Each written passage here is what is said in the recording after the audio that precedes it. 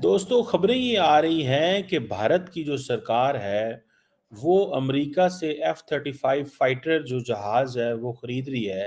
ये क्या बिहेवियर है? चिंता मत करो, भारत की ताकत बढ़ रही है।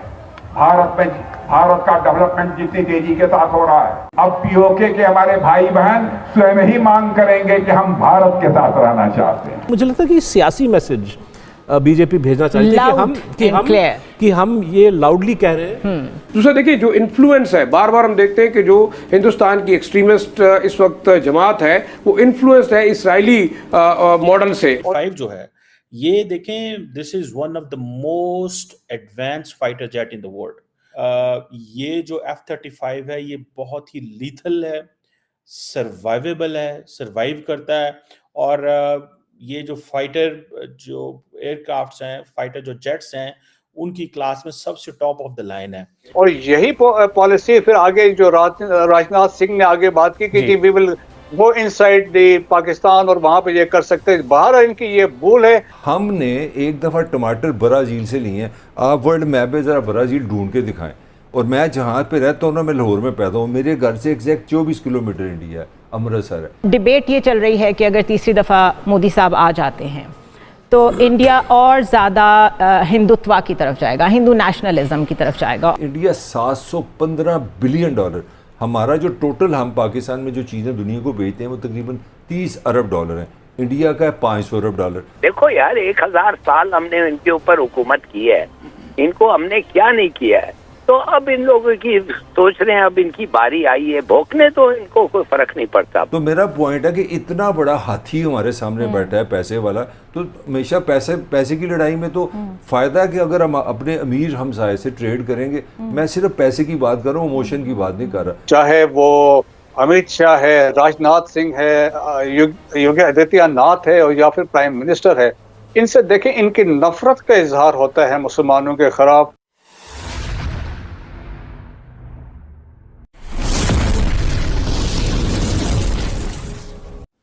अच्छा, पाकिस्तान की जो सूरत हाल है, स्टेबिलिटी नाम की कोई चीज मौजूद ही नहीं है, अनप्रिडिक्टेबल हर चीज, लोगों को कल का भरोसा नहीं है। तो इन हालात में कौन सी इकोनॉमी, और ये होनी भी नहीं।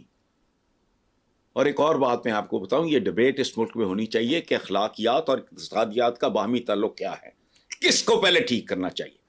ये पहले मुर्गी पहले अंडा वाली सिचुएशन है कि आपकी अखलाकियात का लेवल ऊपर होगा तो आपकी माशियात उठेगी, या आपकी इक़्तिसादियात पहले बेहतर होगी तो फिर आपकी अखलाकियात उठेगी। ये जो भी है, लेकिन यार ढंग की बात होती कोई नहीं। पुलिस की वर्दी पहन लो, अच्छा मोटरसाइकिल से रॉड ठोक दो। यार what kind of a governance is this? Pakistan जैसा मुल्क गवर्नेंस कैसे हो रही है वर्दी पहन के? सुभान अल्लाह, सदके जावा। कल कस्टम दी पालन है, लेकिन वो खैर फेडरल महकमा वो नहीं पान देंगे। क्या नाम है इसका, F-35 जो है ये देखें, this is one of the most advanced fighter jet in the world. और आप ये समझ लें कि किसी भी मुल्क की नेशनल सिक्योरिटी के लिए ये ज़रूरी है। और अमेरिका F-35 को यूज़ करता है to enhance the global partnerships, और ज़ाहिर बात है उनको इकोनॉमिकली एडवांटेज भी हासिल है। और कहा जा रहा है कि ये जो F-35 है ये बहुत ही लीथल है, सर्वाइवेबल है, सर्वाइव करता है। और ये जो फाइटर जो एयरक्राफ्ट्स हैं, फाइटर जो जेट्स हैं, उनकी क्लास में सबसे टॉप ऑफ द लाइन है। और जो फाइटर्स जो उसके ऊपर पायलट्स बैठे होते हैं उनके पास भी एक एडवांटेज होता है इस हवाले से।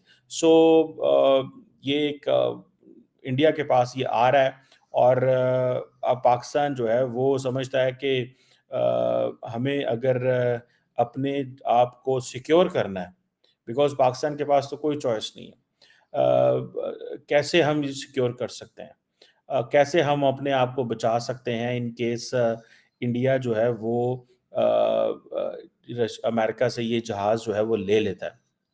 आपको पता होना चाहिए कि ये जो F-35 है ये बेसिकली जिसे ये एक जॉइंट स्ट्राइक फाइटर भी कहा जाता है। ये इंडिया का जो एरो इंडिया एयर शो हुआ था, एरो इंडिया एयर शो हुआ था इंडिया के अंदर एक, वहाँ पे ये आया था पिछले साल आई थिंक।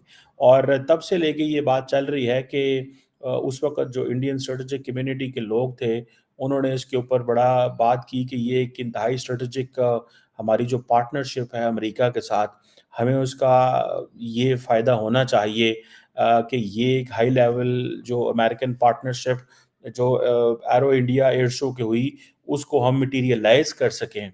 बिकॉज इंडिया ये समझता है कि जियो पोलिटिकली जो things are changing very fastly for the Indian defence, और F-35 की जो अपेयरेंस है इस हवाले से मैं समझता हूँ कि वो याद रखें, जितना भी इंडिया मिलिट्री हार्डवेयर रिक्वायर करता है, that is not just for China, that is also India अपनी एयर सुपरियोरिटी ओवर पाकिस्तान भी इस्टेब्लिश करना चाहता है। और आपको पता है Pakistan can not talk to the Americans on this.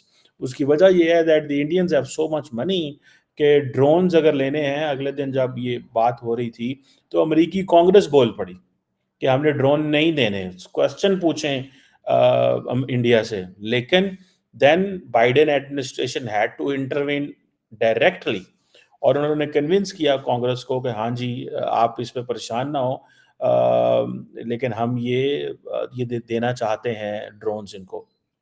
एक तो सारी बात है इंडिया का ये जो रशियन सप्लाई वाला मसला है, Americans are not happy with it and there is a messaging जिसे कहते हैं ना कॉन्टीन्यूसली इंडिया की तरफ से होती है कि हम स्ट्रेटेजिक ऑटोनॉमी की बात करें, लेकिन एट लार्ज स्केल अमेरिकन्स ये समझते हैं कि पहले इंडिया को अपने फोल्ड के अंदर लेके आए, win them, win there confidence, make them your partner, ठीक है जी। और उनको उस जब जो टेक्नोलॉजी है वो जिसे कहते हैं नॉन मिलिट्री जो सपोर्ट पहले एक प्रॉपर्ली उनको दो, फिर मिलिट्री सपोर्ट दो एंड देन उनको विन करो and then over the period of time ये आप कर सकते हैं। और ऊपर से इंडियंस को ये भी प्रॉब्लम है कि जो रशियंस हैं जब से उन्होंने यूक्रेन में इन्वेड किया है तब से एक तो इंडिया ने रेजिस्ट किया तमाम वेस्टर्न पावर्स को, फिर कहा जाता है कि S-400 के हवाले से भी जो ऑर्डर्स हैं वो थोड़े लेट हुए हैं। तो this is a sort of आप ये कह लें कि एक रेफरेंस है कि रशिया शायद हमारी जो जितनी अर्जेंसी है उस तरह हमें वो सपोर्ट नहीं कर सकता। बहरहाल अब देखना ये है कि ये जो पाकिस्तान अपनी जैसे पाकिस्तान की जो एयरफोर्स है वो एक हम समझें कि एक ट्रांसफॉर्मेटिव फेज के अंदर है।